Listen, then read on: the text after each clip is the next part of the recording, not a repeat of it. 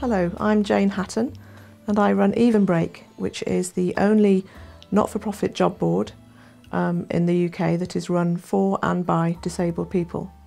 It helps inclusive employers attract more disabled candidates, and I run it from my office, which is, as you can see, my bed, because I have a degenerative spinal condition, which means that I can't sit or walk very well, and so I lie down with a laptop above me in order to run the business.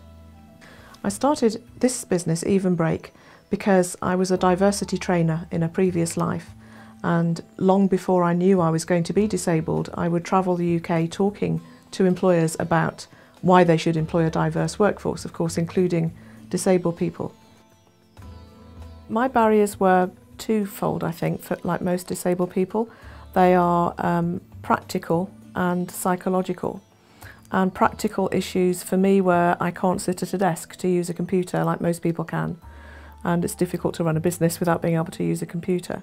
So the way I overcame some of those physical barriers, like not being able to drive because I can't sit for very long, was Access to Work, which has got to be the best organisation on the planet.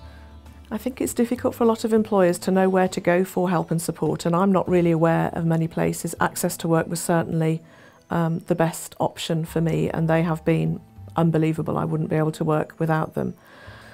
A lot of the reasons I mentioned earlier on about the business benefits are, for me, the most important.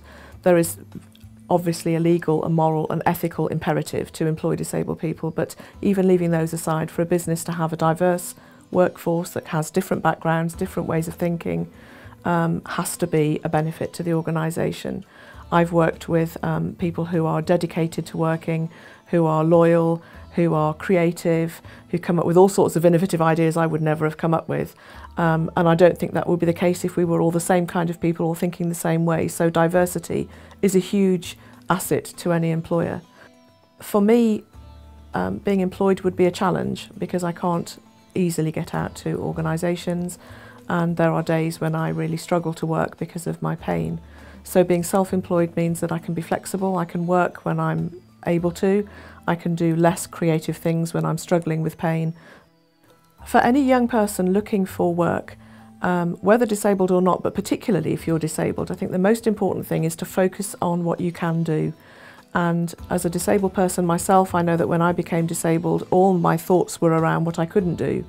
And so I would advise people who are job seeking to do a really good audit of what skills they have, what personality traits they have that might be attractive to an employer, and to match those to the jobs that they're going for. So if they're going for a job, look what the employer's looking for and make sure that you emphasise those skills and talents that you have that match those things, and emphasise those rather than the disability, which is less relevant.